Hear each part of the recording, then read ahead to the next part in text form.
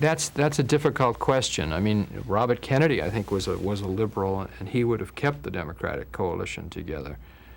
Hubert Humphrey was a liberal, and of course liberals went away from him. I remember in the fall of 1968, the New Republic, for which I later worked, had an editorial on their front page that said, "Choose if you can. We can't. We can't pick between Nixon and Humphrey." And reading that at the time, I was a truck driver, I thought, what? This liberal journal can't choose between Richard Milhous Nixon and Hubert Horatio Humphrey? The Prince of Darkness and the Tribune of American liberalism?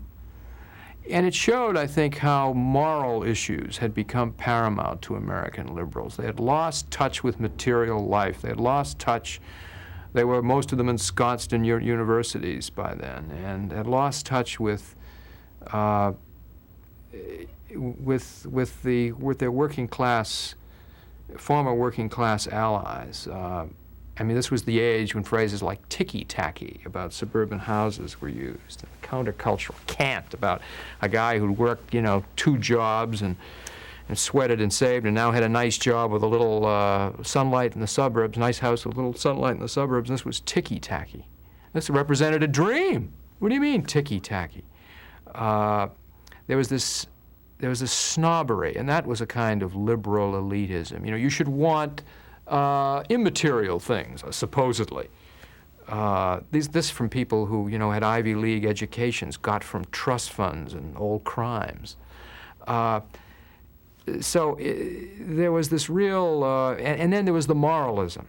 It was a foreign policy issue.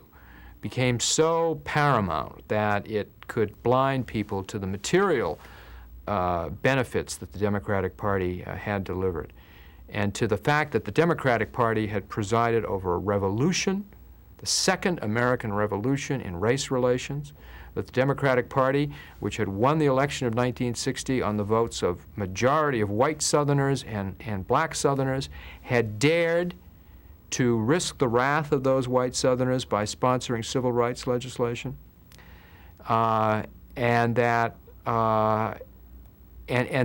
it had declared a war on poverty, and in a Kerner Commission report, well, I guess that came a little bit later, but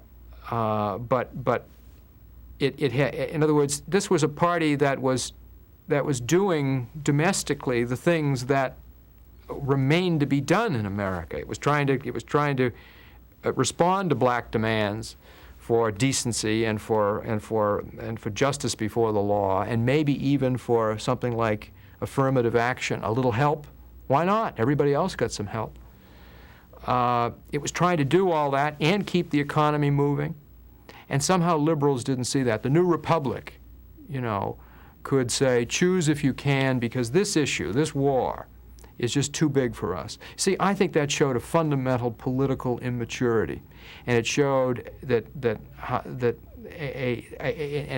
it announced really the class war that would ever after tell about liberalism. To be a liberal, to most people, means you are an upper middle class person who's safely employed, and you don't have to worry about where your bread comes from, and you don't live near any black people, and you don't live near any cities, and if you do, you live in a part of the city that has no problem with crime, and you're certainly not threatened by affirmative action or any of these things. And so all of this, you could see that in that editorial. There's a bunch of intellectuals who just really didn't understand. They didn't. Not that the war shouldn't have mattered to them,